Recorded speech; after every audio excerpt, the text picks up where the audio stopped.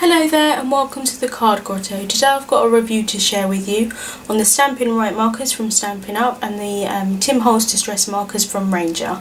I am late to the party with this review, but I have only just bought them and I have had some people asking if I would do a review on them.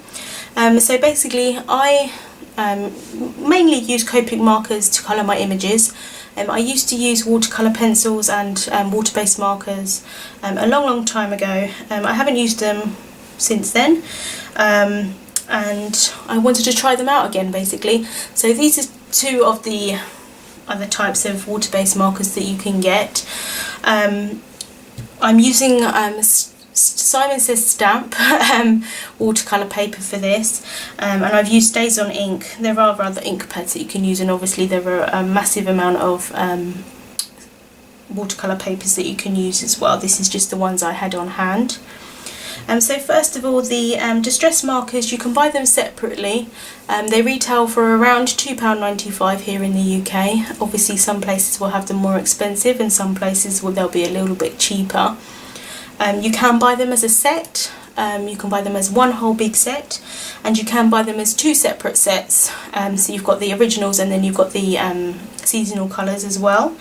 The Stampin' Right markers, you can't really buy them separately. There are a couple of colours that you can buy separately. The majority of them you have to buy in sets.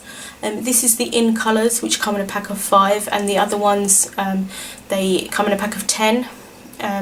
And they are the, you buy them in the colour families of the subtles, the regals, the brights and the neutrals, and they retail for £23.95 I believe. They would work out as if you were to buy the, if you were to buy 10 distress markers, the Stampin' Right markers would work out as a bit cheaper. But obviously it depends on what you wanted. You might only want a few distress markers and then you didn't want all 10 of the Stampin' Right markers, for example. You would have saved money, so you know, money wise they're about equal depending on what you want to have. So I'm just going to go through how I coloured the image and just show you a bit up close. I'm just going to zoom in here. So this one here on the left, I used the distress markers. I did directly colour onto the paper using the brush end of the marker, and then I used water and a paintbrush to blend the colour. You can use one of these water brushes, which is quite handy with the water already in it, but I used just water and a paintbrush for this image. As you can see with the balloon here, it did peel the paper. What I did was I coloured it in where I thought I wanted the darkest. Swished it around with the water, and then I wanted it to be a bit darker in certain areas, so I added some more of the marker on top. That's what peeled the paper. However, I'll get into how I did the Stampin' Right in a second. But with the warmers here, the leg warmers, I did the same as what I did with the balloon, but the first layer I let it dry and then I added more colour on top and it didn't peel the paper. So obviously that's what you need to do with the distress markers, and I believe Tim Holtz does suggest that when using other mediums of his anyway. I really like how the top blended in particular. I think I added a little bit more of the purple on top, but I'm not 100% sure. That might just be the one layer of colour that I used. You can do the same thing with these as with the ink pads. You can kind of swoosh a bit on an acrylic block and then pick it up with the paintbrush and some water. And you can do that with distress markers as well. You can just add it onto an acrylic block and then colour onto it. And maybe if I'd done that it wouldn't have peeled the paper. However, I feel that it's a marker pen. I should be able to colour directly onto the paper. That is just my personal opinion and my preference on how I would use them. So going across here to the Stampin' Right markers, I did the same thing directly to the paper with the markers. With the hair here, I did one layer first and then I added more of the colour on top. I didn't let it dry in between. I used it wet directly with the the pen, and it didn't peel the paper at all. I actually really like how her hair turned out, and that's just using one colour.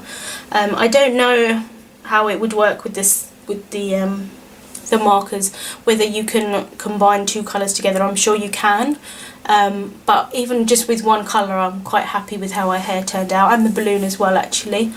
So I did the same thing with the balloon. With her top, I just used the one layer of colour. I didn't add any more on top because the colour is so pigmented. It could have gone on into a bigger area quite easily. Reds and pinks and things do tend to be more pigmented than other colours anyway. And then with the leg warmers, I just added a tiny little bit on top. I do like how smooth these are. Probably if I had to choose between the Stampin' Right markers and the Distress markers, I would probably choose the Stampin' Right markers, only because I think the colours for me I would prefer them for the images that I'm going to use. The Distress markers are a bit more muted colours because that's the nature of them. They are made for distressing, so to speak, or not that I would use them for that. And you can use them otherwise, but the colours probably are slightly more muted. However, some of the ink pads that I've got really are quite bright as well, so obviously it depends on the colour. The Stampin' Right markers come in a variety of shades. As I said, the downfall is that you might not want all of them that are in the pack, and you have to buy the pack, but you know, sacrifices have to be made sometimes for your art. So yeah, if I honestly had the money, I would buy both, because I like them both for different things.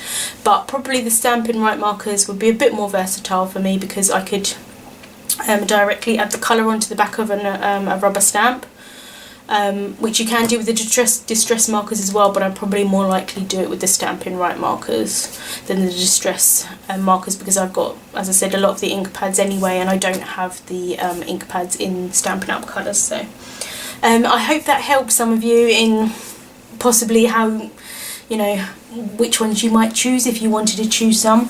Excuse me. But otherwise, thank you so much for watching, and I'll see you soon.